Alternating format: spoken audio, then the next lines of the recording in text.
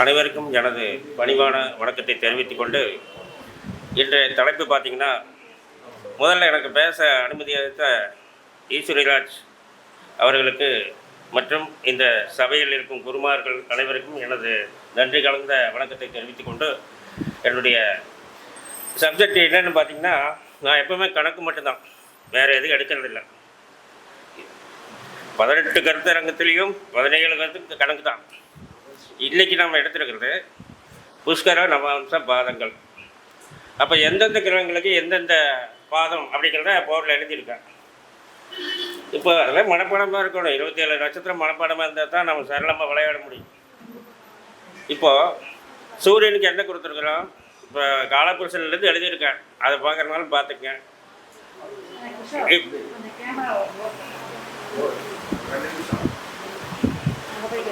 இப்போ சூரியனுக்கு ஒரு குறிப்பு எழுதுனா எழுதிங்க. சூரியனுக்கு உடைய புஷ்கர நவாம்ச பாதை எது அப்படின்னா 1+4.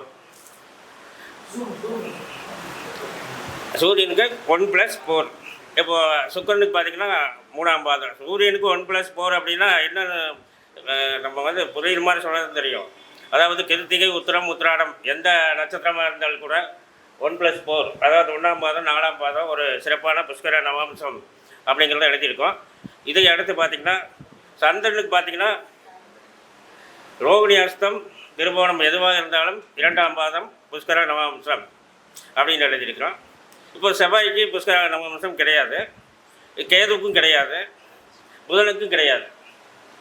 அதை நாம் ஏன் கிடையாது, எந்தனால இல்லை அப்படிங்கிறத நான் சொல்கிறேன். இதை சொல்லி முடிச்சிடலாம். இப்போ என்ன சொன்னால், சூரியனுக்கு 1+4, சந்திரனுக்கு 2, இப்போது சுக்கிரனுக்கு பார்த்திங்கன்னா 3ஆம் பாதம் பரணி பூரம் பூராடம். இப்போ சனிக்கு பார்த்திங்கன்னா 4ஆம் பாதம், ராகுக்கு 4ஆம் பாதம், ராகுக்கு 4ஆம் பாதம், சனிக்கு 2ஆம் பாதம். அது எந்த நட்சத்திரமாக இருந்தாலும் சரி, அதாவது சனியுடைய நட்சத்திரம் புரியுதுங்களா? பூசம், அனுசம், உத்திரட்டாதி எதுவாக இருந்தாலும் அதாவது 2ஆம் பாதத்தினுடைய அமைப்பு இருக்குது. எது சார்? 4 தான் இல்லை, கன்ஃபார்ம் 4. சுவாதி, அதாவது திருவாதிரை, சுவாதி, சதயம் எதுவாக இருந்தாலும் ராகுடைய நட்சத்திரம் 4ஆம் பாதமாக வந்தாலும் அது புஷ்கர நவாம்சம். புரியுங்களா?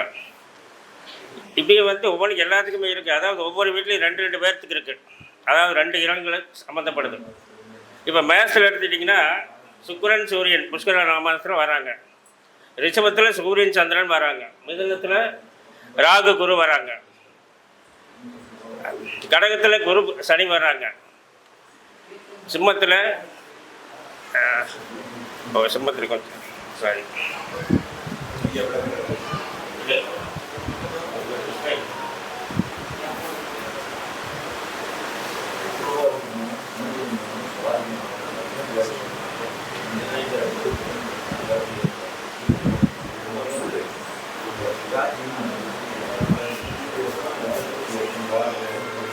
இப்போ நான் எழுதியிருக்கிறது காலபுருஷன் பட்டியல். அப்படியே அதுலேயே பார்த்திங்கன்னா அந்தந்த பாதங்களில் கிரகங்கள் இருந்தால் அந்த நல்லதை செய்வாங்க அப்படிங்கிறத எழுதியிருக்கேன்.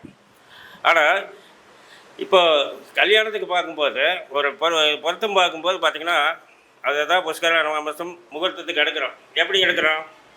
இதில் ஏதாவது ஒரு பாதம் காலையில் டைம் முகூர்த்த நேரத்தில் வரணும், அப்போ தான் எடுக்க முடியும். இதில் ஏதாவது ஒரு பாதம் புஷ்கர நவாம்சத்தில் வரக்கூடிய பாதம் காலையில் வரணும். அது இந்த மேலே நம்ம போட்டுக்க எந்த நட்சத்திரமாக கூட வரலாம், 27 நட்சத்திரம் எது வேணாலும் வரலாம். ஆனால் காலையில் முகூர்த்த டைமில் வரணும்.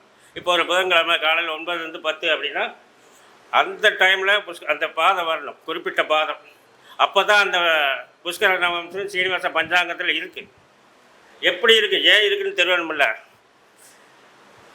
இதில் ஏதாவது ஒரு பாதம் சம்மந்தப்படணும் காலையில் டைமில். அப்போ நம்ம முகூர்த்தத்தை குறித்து கொடுத்தோம்னா அவங்க வாழ்க்கை சிறப்பாக இருக்குது. இது எல்லாத்துக்குமே பார்த்திங்கன்னா கண்டாந்திர சில ஆகாத பாதங்கள் கூட இருக்குது இதுலேயே. இப்போது கேதுக்கு ஏன் நம்ம கொடுக்கல, இது புதனுக்கு கேதுக்கு ஏன் அவங்க புஷ்கர நவாம்சம் கொடுக்கலைன்னா அதுக்கு ஒரு காரணம் இருக்குது. என்ன காரணம்? கண்டாந்திர நட்சத்திர பாயிண்ட் இருக்குது. யாருக்கு? கேதுக்கு இருக்குது. அஸ்வினி முதல் பாதம், மக முதல் பாதம், மூலம் முதல் பாதம் கண்டாந்திர நட்சத்திரம். அதனால தான் அவங்க புஷ்கர நவாம்சம் கொடுக்கல கேது பகவானுக்கு. சரி, ஏன் புதனுக்கு ஏன் கொடுக்கல? ஆயுள் நட்சத்திரம் 4ஆம் மாதம் கண்டம் நாள், கேட்டை நாள், ரேவதி நாள், இதெல்லாம் சம்மந்தப்பட்டதுனால புஷ்கர நவம்சம் பாதம் கொடுக்கல. இன்னொருத்தர் இருக்கார் செவ்வாய், நான் அடுத்த மாதம் வந்து அதை ஆராய்ச்சி பண்ணிகிட்டு இருக்கிறேன். செவ்வாய்க்கு ஏன் கொடுக்கல அப்படிங்கிறது அது கொஞ்சம் டவுட்லேயே இருக்குது. ஐயா கிட்ட கூட சொல்லிடுவார். கண்ணியப்பன் ஐயா எல்லாமே தெரிஞ்சு வச்சுருக்காரு, நமக்கு தெரியாட்டி எது வேணாலும் கேட்டுக்கலாம். சார் என்ன சொன்னேன், இப்போ புஷ்கர நவம்சம் கல்யாணத்துக்கு எடுக்கிறோம். ஒரு தனுசு லக்னம் வச்சுங்க, உதாரணத்துக்கு ஒரு தனுசு லக்னம். அது இப்போது 8ஆம் இடத்துல யார் இருக்கா, புனர்பூச நட்சத்திரம் 4ஆம் மாதம், பூச 2ஆம் மாதம், புஷ்கர நவம்சம் காலையிலே வந்துடுவீங்க. நம்ம குறிக்க முடியுமா? நான் முகூர்த்தம் குறிக்க முடியுமான்னு கேட்குறேன். முடியாதில்லைங்க சார். அதனால் இதை ஆல்ரெடி இப்போலாம் நம்ம கஷ்டமாக இருக்குது. வாடிக்கையில் என்ன பண்ணுறாங்கன்னு வீட்டில் காலாண்டிலே பார்த்துக்கிறாங்க. நாம் மாற்றி சொன்னால் கூட இன்றைக்கி சந்திராஷ்டமம் முகூர்த்தம் குறிக்கிறீங்க அப்படின்னு நமக்கு ஹெல்ப் பண்ணுறாங்க. அது வரைக்கும் சந்தோஷம். அதிகமாக புரிய வைக்க வேண்டிய அவசியம் கிடையாது. இப்படியே பார்த்திங்கன்னா எந்த நட்சத்திரம் 8ஆவது வீட்டில் இருந்து புஷ்கர நவம்சம் அந்த காலையில் அந்த நட்சத்திரம் வந்தாலும் நம்ம உபயோகிக்க முடியாது. இப்போ கண்டகாந்திர நட்சத்திரம் பாயிண்ட் தெரியும், இதுக்குள்ளேயே கண்டகாந்திர நட்சத்திரங்கள் இருக்குது சில இடத்துங்களில். இப்போது கண்டகாந்திர நட்சத்திரம் முதல்ல தெரிஞ்சு வச்சுக்கணும். இந்த இதுனா இதை மட்டுமே நம்ம பேச முடியாது, பின்னாடி பேக்ரவுண்டு நிறையா நம்மளை வீக் பண்ணுறது இருக்குது. இப்போ கண்டகாந்திர நட்சத்திரம் என்ன சொன்னால், அதாவது அஸ்வினி முதல் பாதம், அந்த ஆயிலியை வந்து 36ஆவது பாதம், மகம் வந்து 37, கேட்டை வந்து 72, மூலம் 73, இப்படியே போயிடுறோம். அப்படிதாங்க சார். இப்படியே போய் கடைசியில் அங்கே 108 முடியுது. ரேவதி 4 108 வருது. அப்போ என்ன 1 36 37 72 73 108, இதுதான் கண்டகாந்திர நட்சத்திரம். இதில் ஏதாவது புஷ்கர நவம்சம் வந்து அதை அவாய்ட் பண்ணணும். உடனே இப்படி எழுதி வச்சிட்டோமா உடனே நம்ம குறிக்கக்கூடாது. அதனால் நிறைய செக்கப் இருக்குது. அப்புறம் அது இல்லாமல் நம்ம ஜாதகத்தில் எதிரடி நட்சத்திரங்கள் இப்போ வந்து ஒருத்தர் கொடுக்குறாங்கன்னா அவங்களுக்கு முகூர்த்தம் குறிக்கணும்னா அந்த முகூர்த்தம் குறிக்கிற அன்னைக்கு எதிரடி நட்சத்திரத்தில் புஷ்கர நவம்சம் வருதான்னு பார்க்கணும். அந்த பாயிண்ட் ரொம்ப சிக்கலான கணக்கு. எடுத்தோடனே பார்த்துட்டு நம்ம சொல்லிட முடியாது. இப்போ ஜாதகம் பார்க்கும்போது அப்படி தான் ஒரு திசை நடக்குது, இந்த பாயிண்டில் நல்லா இருக்குது அப்படின்னு சொல்லிடுறோம். சில நேரங்களில் நல்லா இருக்காது. ஏன் நல்லா இருக்காது அப்படிங்கிறத நம்ம ஆராய்ச்சி பண்ணணும். ஆமாம், உள்ள அப்படிங்கிற இந்த இத்தனை பாதங்களும் பார்த்து எழுது கிடையாது. இப்போ எதையாவது பார்த்து எழுது கிடையாது. அப்போது மெமரி பவர் இருக்கணும். இப்போ 27 நட்சத்திரம் ஆல்ரெடி இப்போ பாத ஸ்தானத்தில் கூட இந்த புஷ்கர நவம்சம் வரும். இப்போ மேச லக்னமாக இருக்குன்னு வச்சுங்க. இப்போ கும்பராசியில் யார் வரா, யாரோ சொல்லுங்க, யார் வரா? அதாவது ராகு 4, குரு 2, சதையும் 4ஆம் பாதமும், பூரட்டாதி 2ஆம் பாதமும். எப்பவுமே குருவுடைய நட்சத்திரம் 2+4 2ஆம், அதாவது புனர்பூசமாக இருந்தாலும் சரி, விசாகமாக இருந்தாலும் சரி, புரட்டாதியாக இருந்தாலும் சரி, 2+4 வந்து புஷ்கர நவம்சம். ரைட்டு. இப்போது இதில் வந்து 2ஆவது பாதம் இது மேச லக்கணத்துக்கு, சரி மேச ராசியாக இருக்கட்டும், மேச லக்கணமாக இருக்கட்டும், 11ஆம் இடத்துல யார் வரா? ராகுடைய ஸ்டார் வந்து 4ஆம் பாதம் வருது. அது என்ன? புஷ்கர நவம்சம். இதை குருபுடைய சார் என்ன வருது? பூரட்டாதி 2ஆம் பாதம். அப்போ மொத்தத்தில் அதை எடுக்கவே கூடாது மேசராசிக்காரர். ஏன் எடுக்கக்கூடாது? ஏன் எடுக்கக்கூடாது? பாதகஸ்தானத்தில் வரக்கூடிய புஷ்கர நவம்சம் டக்கு போட்டுட்டா இப்படி எழுதிட்டா அப்படியெல்லாம் நான் எடுக்க முடியாது. நிறைய சிக்கல் வரும் பின்னாடி. பாதகஸ்தானத்தில் வரக்கூடிய புஷ்கர நவம்சத்தை பயன்படுத்தக்கூடாது. சரி, இப்போது கடகராசிக்கு பார்த்தீங்கன்னா, இல்லை இப்போ சரராசி மட்டும் பேசுகிறேன், சிறராசிக்கு மாறும், உபயராசிக்கு மாறும். இப்போ கடகராசியில் 11ஆம் வீட்டில் கிருத்திய நட்சத்திரம் 4ஆம் பாதி இருக்கா இல்லையா? ரோகிணி 2ஆம் பாதி இருக்கா இல்லையா? அதில் முகூர்த்தம் குறிக்கலாமா? நிச்சயமாக குறிக்கக்கூடாது. கவனமாக பார்த்துங்க. இது வந்து பொருத்தம் பார்க்குறது, ஜாதம் பார்க்குறது கூட பிரச்சனை இல்லைங்க. ஜாதம் பார்க்குறது இங்கே பார்த்து நல்ல நேரம் வேறு பக்கம் பார்த்துக்குவாங்க. இங்கே பார்த்து நம்ம அந்த வாழ்க்கையை நல்லது பண்ணுறோமா பண்ணலையா? பொருத்தம் பார்த்தா முடிஞ்சது. கல்யாணத்தை பண்ணிட்டாங்கன்னா நம்மளை நம்பி பண்ணுறாங்க. அதனால் இந்த கடகராசி சரராசிக்கு லாபாதிபதி ஆகாது, சிறராசிக்கு யோகாதிபதி ஆகாது, உபயராசிக்கு சப்தமாதிபதி ஆகாது. இந்த மாதிரி இதெல்லாம் நான் போயிட்டு புஷ்கர நவம்சங்கிறது அது வேறு. ஏன் இதுக்குள்ளெல்லாம் போகிறேன்? தப்பாக சொல்லி மாட்டிக்கக்கூடாது யாருமே. பொருத்தமாக்குறது இது ரொம்ப கவனமாக தேவை. கடகராசிக்கு ரோகிணி நட்சத்திரம் 2ஆம் பாதமும் கிருத்திகை 4ஆம் பாதமும் நம்ம புஷ்கர நவம்சம் முகூர்த்தமாக குறித்து கொடுக்கக்கூடாதுங்கிறது தெரியுது. நெக்ஸ்ட் அடுத்தது வந்து பார்த்திங்கன்னா துலாம் ராசிக்குள்ளே போகிறோம். அது சரராசிக்கு துலாம் ராசிக்கு போகும்போது 11 பாதகாதிபதி, அதாவது சிம்ம ராசி. அதில் வரக்கூடிய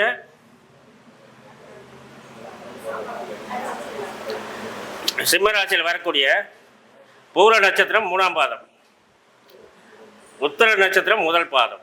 இது புஷ்கர நவாம்சம் காலையில் முகூர்த்த டைமில் வந்தால் நம்ம கல்யாண தேதி குறிக்கக்கூடாது.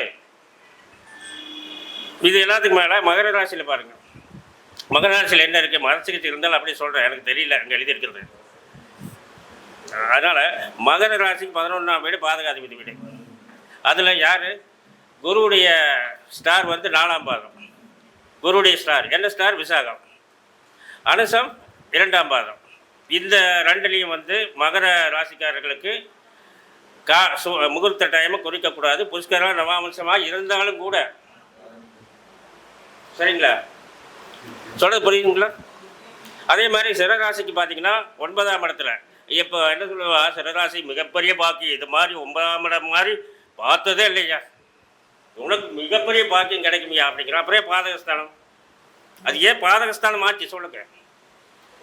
9ஆம் இடத்துல சிறராசிக்கு 9ஆம் இடத்துல, ஐயா நல்லா பார்த்துங்க, சிறராசிக்கு 9ஆம் இடத்துல ஒரு கிரகம் இருந்து திசை நடத்தினால் நல்லா இருக்குமா நல்லா இருக்காதா? உங்கள் கையில் விடுற சொல்லுங்கள். ஒன்றும் நல்லா இருக்குன்னு சொல்லுங்கள், இல்லைன்னு சொல்லுங்கள். சிறராசிக்கு 9ஆம் இடத்துல கிரகங்கள் இருந்து எது சூப்பராக கிரகம் ஆகட்டும், உச்சமாகட்டும், ஆட்சியாகட்டும், எது வேணாலும் ஆகட்டும், நல்லா இருக்குமா நல்லா இருக்காதா? நானே சொல்லிடுறேன், நல்லா இருக்காது. ஏன் பாதகத்தை செய்யக்கூடிய இடத்துல அது எந்த இடமா இருந்தானே பாதகத்தானே செய்யும். பாதகத்தை செய்யக்கூடிய இடத்துல அது எந்த இடமா தான் இருந்தானே 9ஆம் இடத்துக்கு, அதாவது சிறராசிக்கு 9ஆம் இடத்துல இருக்கக்கூடிய கிரகங்கள் நல்லது செய்யாது. அது மிகப்பெரிய பாக்கியம், யோகம். இப்போது அடுத்தது பார்த்திங்கன்னா உபயராசி 4 காரணிலே வருது. ஏன் உபயராசி 4 காரணம் அங்கே வச்சுருக்காங்க, அது மாதிரி தெரிஞ்சுக்கணும்.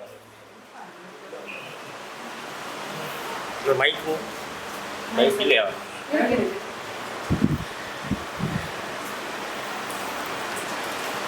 இது மாதிரி நிறைய, அதாவது ஒரு நல்லது இருக்கிற இடத்துல பின்னாடியே நமக்கு தெரியாமல் கண்ணுக்கு தெரியாத ஒரு இது இருக்கும். இப்போ போட்டிருக்கிறது எதிரடி நட்சத்திரத்தில் புஷ்கர நவாம்சம் வந்தால் அது அந்த திசை சிறப்பாக இருக்காது. புஷ்கர நவாம்சம் பாதம் எல்லாமே நல்லது தான் அப்படின்லாம் நம்ம எடுக்க முடியாது.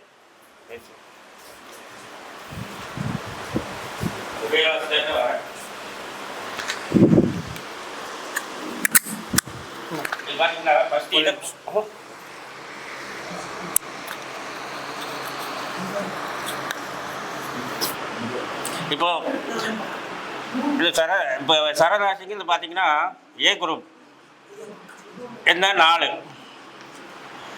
சிறராசிங்கிறது பி குரூப் இது 4, உபயராசிங்கிறது இது மாதிரி தெரிஞ்சு வச்சுக்கணும். உபயராசிங்கிறது சி, அதில் 4. அப்போ என்ன, சரராசி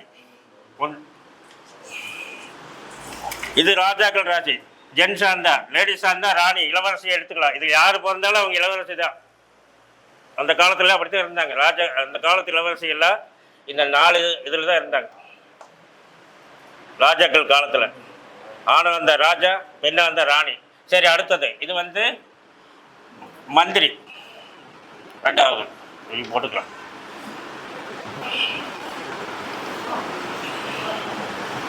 இது மந்திரின்னு சொல்கிறேன். மந்திரியில் 4 ராசி இருக்குது, மொத்தமே 3 கேட்டகரி தான். மந்திரியில் 4 ராசி இருக்குது. சரி, அதில் 3வது இதுக்கு என்ன சொல்கிறது, யாருக்கா தெரியுமா? ராஜா மந்திரி இவங்களை காப்பாற்றுறதுக்காக வேணும்னா இவங்களுக்கு பாதுகாப்பு. இல்லைங்க சார், வேறு யாராவது சொல்லுங்கள்.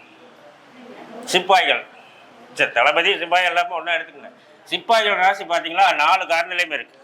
ஏன் அங்கே கொடுத்துருக்காங்க, இவங்களையெல்லாம் பாதுகாக்கிறதுக்கு. ஏன் மாற்றி மாற்றி கசாமல் எங்கேயும் இங்கே ஒன்று அங்கே ஒன்று கொடுக்கலாமில்ல, ஏன் கொடுக்கல சொல்லுங்க, ஏன் கொடுக்கல? காரணம் இவங்களை தாண்டி இந்த சிப்பாய் தாண்டி ராஜாவையோ ராணியோ யாருமே பார்க்க முடியாது.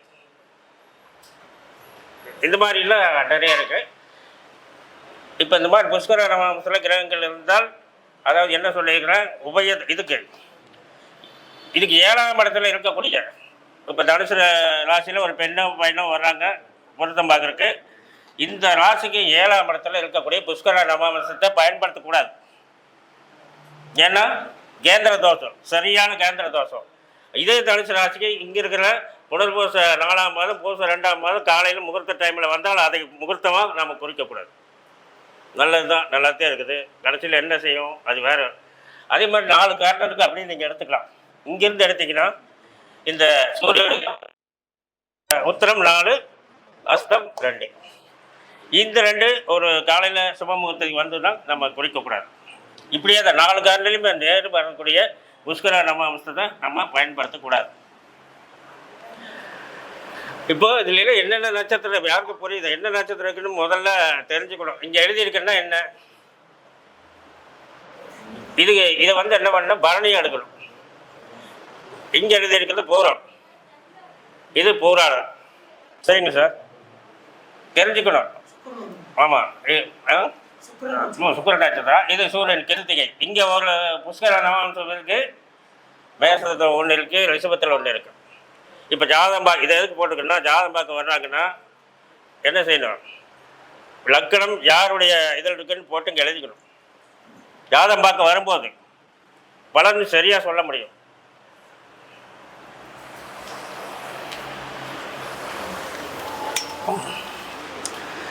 சரி, இங்கே எழுதிக்கலாம். இப்போ லக்கண புள்ளி எதில் இருக்குது அப்படிங்கிறத எழுதணும். எப்படி எழுதணும், அப்படி அதாவது நட்சத்திரமாக அதில் போட்டிருப்பாங்க பாதம், அதை கிரகமாக எடுத்து எழுதிடணும். அப்போ தான் 3 நட்சத்திரம் எழுத முடியாதுல்ல. இப்போ லக்கணம் வந்து சூரியனுடைய முதல் பாதத்தில் இருக்குது அப்படின்னா சூரியன் 1 இல்லாட்டி 4 இப்படி போடும்போது அப்போ லக்கணம் ரொம்ப சிறப்பாக பயனடைஞ்சிருக்குது. லக்கணம் அவங்க தானே எல்லாமே, லக்னாதிபதி தானே. அவங்க நினச்சா அப்படி இப்படியே பார்க்கும்போது ஒவ்வொரு கிரகமும் யாருடைய ஸ்டாரில் இருக்குதோ அந்த ஸ்டாரினுடைய அதிபதி யார் அப்படிங்கிறத எழுதி அந்த நட்சத்திர பாதத்தை எழுதணும். மார்க் போட்டுகிட்டே வரணும். புஷ்கர நவாம்சம் இருந்தால் அதை மார்க் போடுங்க, மீதியெல்லாம் விட்டுருங்க. நான் என்ன சொல்கிறேன், கேது புதன் செவ்வாய் இவங்க அதுலேருந்து எடுத்துடலாம், அவங்களுக்கு கொடுக்கல. அப்போ நிறைய கண்டாந்திர பிள்ளைகள் எதிரடி, அப்புறம் ஜாதகம் பார்க்கும்போது எதிரடியில் நிறையா வரும். அதையெல்லாம் பார்க்கணும். ஏற்கனவே நான் பேசிட்டேன். இது மாதிரி 27 நட்சத்திரங்களும் நமக்கு சரளமாக நம்ம மைண்டில் இருந்தால் மட்டும்தான் இதில் ஜாதகமாக அருமையாக, அதாவது கல்யாணத்துக்கு மட்டும் இல்லை, நம்ம ஜாதக பலன் எல்லாமே சொல்லலாம். அப்படி இதை மட்டும் பார்த்தாது. நான் ஏற்கனவே இதில் சொல்கிறதை மறுபடியும் சொல்கிறேன். ஒவ்வொரு திசைகளையும் கண்ட்ரோல் பண்ணக்கூடிய கிரகம் யார் அப்படிங்கிறது ஃபஸ்ட் தெரியணும். இப்போது 9 திசை கண்ட்ரோல் பண்ண ஆள் இருக்காங்க, அவங்க நல்லவங்களாம் இல்லையா? கேது கூட நல்லது பண்ணுவார். ஒன்றும் இதை அழைச்சிடலாங்களா?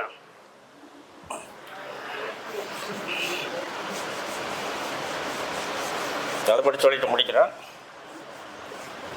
இந்த கேதுக்கும் செவ்வாய்க்கு புதனுக்கும் ஏன் புஷ்கர நவாம்சம் கொடுக்கவில்லை அப்படிங்கிறத அடுத்த மாதம் உங்களுக்கு தெளிவாக சொல்கிறேன். இப்போ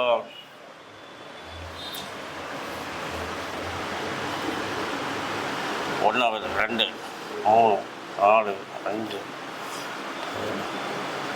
9 வச்சுங்க. இப்போ இதை கண்ட்ரோல் பண்ணுறவங்க யாருக்காவது தெரியுமா? முதல் திசை என்ன வேணாலும் இருக்கட்டும், யாருக்கு, சூரியனாக இருக்கட்டும், சந்திரனாக இருக்கட்டும், இதை கண்ட்ரோல் பண்ணுறவங்க யார் அப்படிங்கிறத சரி நானே சொல்லிடுறேன்.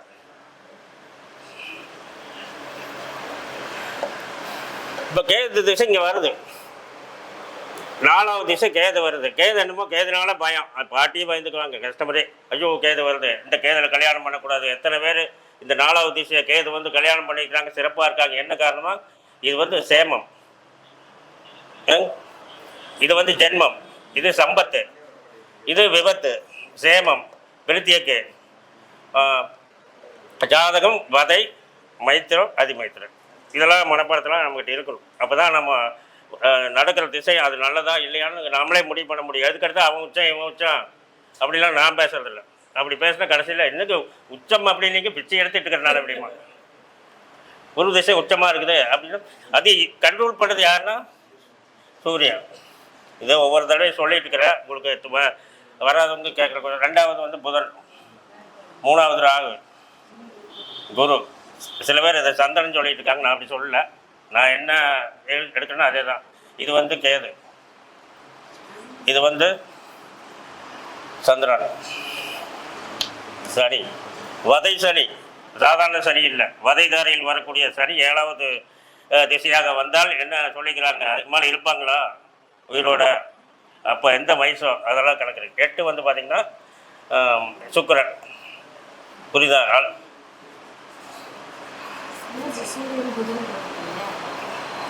கண்டுபிடிங்க பார்க்கலாம். உங்கள்கிட்டே விட்றேன். அது தப்பாக போடல, நான் எப்பவுமே தப்பாக எழுத மாட்டேன். உங்கள் விளக்கு கேட்டிங்கன்னா சொல்கிறேன். 9 செவ்வாய். இதுக்கடுத்து புதன் போட்டிங்கன்னு சொல்லுங்களா? தாரைக்கு அதிபதி, முதல் தாரைக்கு அதிபதி சூரியன், 2வது தாரைக்கு அதிபதி புதன், 3வது தாரைக்கு அதிபதி ராகு, 4வது தாரைக்கு அதிபதி குரு, 5வது தாரைக்கு அதிபதி கேது. பிரித்தியக்கு தாரை வாக்குவாதம் சொல்லும் இல்லையா, அது. இப்போது இது வந்து பிரித்தியக்கு தாரை, இது ஜாதக தாரை, இது வதை தாரை, மைத்திர தாரை, அதிமைத்திர தாரை. இதில் எல்லா கிரகங்கள் உங்கள் திசை நடக்கும்போது பார்த்தீங்கன்னா முதல் திசை சூரியன் தான் கண்ட்ரோல் பண்ணுவார். இப்போது கேது வந்தால் என்ன வந்திருக்கும்? கேது திசை நல்லது. இந்த மாதிரி 4வது பயணம் தான் கூட கேது திசை அருமையாக இருக்கும். அப்போ கேது 4வது திசை வரணும்னா மேலே ஃபஸ்ட் திசை என்ன வந்திருக்கும் சொல்லுங்க? புதன். இது புதன். அதுக்கு முன்னாடி என்ன? சனி. மேலே இருக்காரு, அப்படி சொல்லுங்க. குரு மேலே இருக்காரா, சனி இங்கே இருக்காரு, புதன் இருக்காரா? அப்போ இது கேது திசை 4வது வருதா? 7 வருஷம் அப்படி பெரிய கோடீஸ்வரன் ஆகிட்டாங்க என் கண்ணு முன்னாடி. என்ன காரணம்? சேமத்தாரே, சாதத்தாரையில். நீங்களே இப்படி சொன்னால் எப்படி? சரபடி ஒரு பேச்சாளர். அப்படி அதாவது 4 வந்து இப்போ 4வது கேது திசை வந்தால் சூப்பராக இருக்குது, பெரிய கோடீஸ்வரன். அந்த 7 வருஷத்தில் அவனுக்கு சம்பாதிக்கிறது என் கண்ணு முன்னாடி பார்த்துருக்கேன். என் கஷ்டமாக நிறையா இருக்கிறாங்க. அப்போ அப்போ கேது திசை நடந்தால் இந்த மாதிரி சொல்லாதீங்க. எத்தனாவது திசை அப்படின்னு பார்த்துட்டு சொன்னீங்கன்னா கொஞ்சம் பயப்படாமல் இருப்பாங்க. இல்லை ஸ்ட்ராங்காக சொல்லுங்கள் இந்த மாதிரி இருந்தால். அப்போது எந்த ஒரு திசை வந்தால்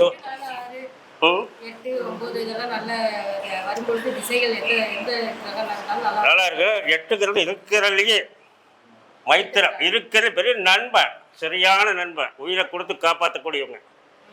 8வது திசையில் பெரிய கோடீஸ்வரன் ஆக்கக்கூடியது. 9வது திசை கொஞ்சம் அதிமைத்திரத்தாலே கொஞ்சம் ஜாக்கிரதையாக ஹேண்டில் பண்ணும். இப்போது இந்த ராசியில் இங்கே வந்து என்ன வரும்? யார் வருவா? விசாகம் 16 விசாகம் 16 தானே, அனுசம் 17 தானே, கேட்டை 18. நாம் அந்த ரீசனில் பார்க்கும்போது இவன் காப்பாற்றுவான். இவன் வந்து நைட்டு சரியுமா காலையில் கை விட்டுருவான். அதுக்கு பேர் என்ன பேர்? அது இல்லைங்க சார். ஆமாம், ஓகே சார், ரொம்ப நல்லா சொன்னீங்க. இதில் இப்போ இப்படி சொல்கிறார் 1 2 3 4. இது குருதசை இல்லையா? ஆமாம், ரிவர்ஸ். அது இப்படி போய் இப்படி வரும். சரி ஓகே, எப்படி வேணால் எடுத்துக்க. 4 6 8 9 இதை வந்து இது வேணால் நல்லா இருக்கும் அப்படிங்கிறத நல்லா இதை மாதிரி ஞாபகம் கரெக்டாக வச்சுக்கணும். தாரைக்கு அதிபதினா நம்ம வேறு டைப்பில் சில இது போவோம், பொருத்தம் பார்க்கல வேறு மாதிரி போவோம். இப்போ ஜாதகம் பார்க்கும்போது திசைக்கு நம்ம பார்க்கணும்னா இவங்க தான் அவங்களை கண்ட்ரோலர். இவங்க தான் யார் கண்ட்ரோல் பண்ணுறாங்க? எத்தனாவது திசைன்னு முதல் பார்க்கணும். இந்த புத்தியிலையுமே அப்படி தான். எத்தனாவது புத்தினா இப்போ ஏதாவது சொல்லுங்களேன். சந்திர புத்தி, சூரியனில் சந்திர புத்தி. இங்கே என்ன வர ஒட்டுக்கா வருமா மேலே? இதை சூரியனை கண்ட்ரோல் பண்ணுறது, சந்திரனை கண்ட்ரோல் பண்ண சூரியன். அப்படி இதில் எண்ணிக்கிட்டே வந்தோம்னா இப்போ இதில் என்னென்ன புத்தி நல்லா இருக்கணும்? கேது பற்றி பேசிட்டு இருக்கலாம். கேதுலேருந்து எண்ணிக்கிட்டே வந்தால் அது எத்தனாவது? ஒவ்வொரு புத்தி வருது இல்லைங்களா? இதுக்குள்ளே போக வேண்டாம், விட்டுருங்க. இது உடனே முடிச்சிடலாம், ஏன்னா நிறைய பேர் பேச இருக்காங்க, அவங்களுக்கு வழி விடணும்.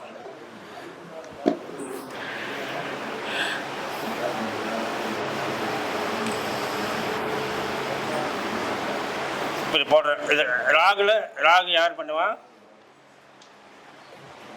2 பேர் சூரியன் தான். 2 பேர் சூரியன் தான். அப்போ வந்து ஒரு திசை நடக்குன்னா புத்திநாதன் எத்தனாவது அந்த திசையினுடைய அப்படி எண்ணிட்டு வந்து அதில் 3 7 இந்த மாதிரிலாம் வந்தால் கூட தப்பாக தான் வரும். புத்தியுமே என்னணும் ஒரு இந்த புதன் நடக்குதுன்னா இதுலேருந்து என்னங்க புதன் வரைக்கும் எத்தனைங்க சார் வரும்? ராகுலேருந்து புதன் வரைக்கும் என்ன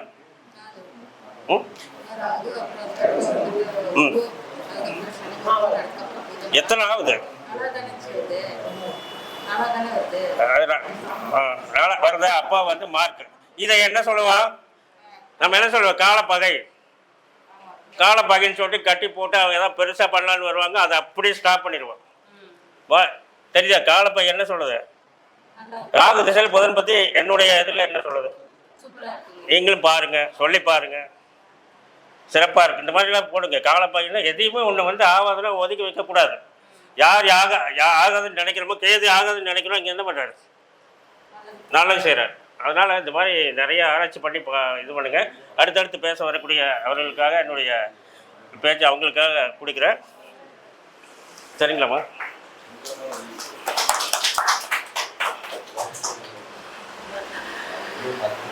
அனைவரும் இந்த ஒவ்வொரு மாதமும் ஏதோ எனக்கு தெரிந்த அளவு ஒரு சிறிய கணக்கை கொடுத்து என்னுடைய உரையை தொடங்கி முடிச்சிருக்கிறேன்.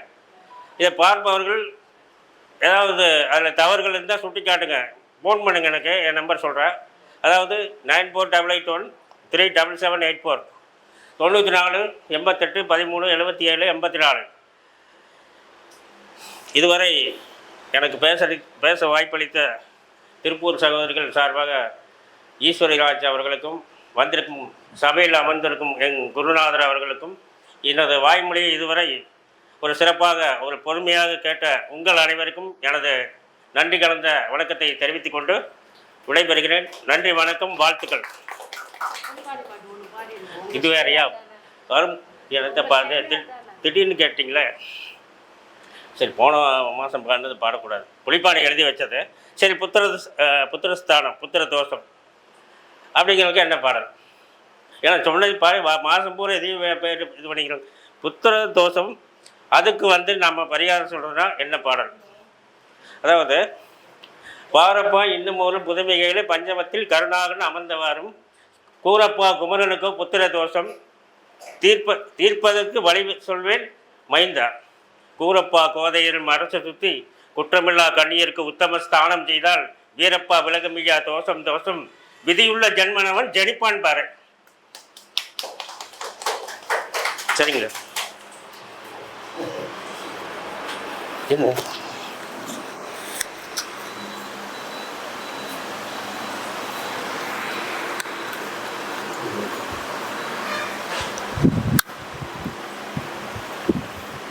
அதாவது ஐயா எப்படி நம்மளுக்கெல்லாம் சினிமா பாட்டோ அதே போல் அவருக்கு புலிப்பாணி பாடு நுனி நாக்கில் வச்சுருப்பாரு. எப்பயுமே ஆரம்பிக்கிறதுனாலும் முடிக்கிறதுனாலும் புலிப்பாணி பாட்டல் சொல்லி தான் முடிப்பார். அதனால் அவர் வாயிலேருந்து கேட்குறது நம்மளுக்கு எல்லாமே ரொம்ப ஒரு குறிப்பினை அப்படிங்கிறதுக்காண்டி தான் அவரை பாட சொன்னேன். அதே போல் கணக்கு அப்படி தான், அவராட்ட கணக்கு போட்டு நம்மளாம் 1 2 3 இப்படின்னு நம்ம கணக்கு போடுவோம். அவர் அழகாக அந்த ஜோதிட கணக்கை மிக அழகாக போடுவார் அப்படிங்கிறது தான். 27 சொல்லணும், ஒரே 27 நட்சத்திரம் மனப்பாடமாக சொல்லணும். அது ஒரு சேர்ந்து சொன்னால் சரி, எதாவது சொல்கிறேன். இந்த மாதிரி பேசிட்டு கொஞ்சம் மூச்சு வாங்குது. சரி, இது இருந்தாலும் சொல்கிறேன்னு சொல்லியாச்சு. எப்படி 27 நட்சத்திரம் எப்படி கைலி உத்தரிக்கணும்? அதாவது ஆசுபடி பாரணிகள் திஜரோகணி மிருகசீலம் திருவாதிரை புனர்பூ சம்பூசம் இல்லியம் மகம் பூரம் உத்திரம் அஸ்தம் சித்திரை சுவாதி விசாகம் அனுசம் கேட்டை மூலம் போராடம் உத்திராடம் திருபுவனம் சதயம் போராட்டாதி உத்திரட்டாதி ரேவதி. சரியா? இதுக்கு மான் பண்ணாரு, இதெல்லாம் பண்ண முடியும்.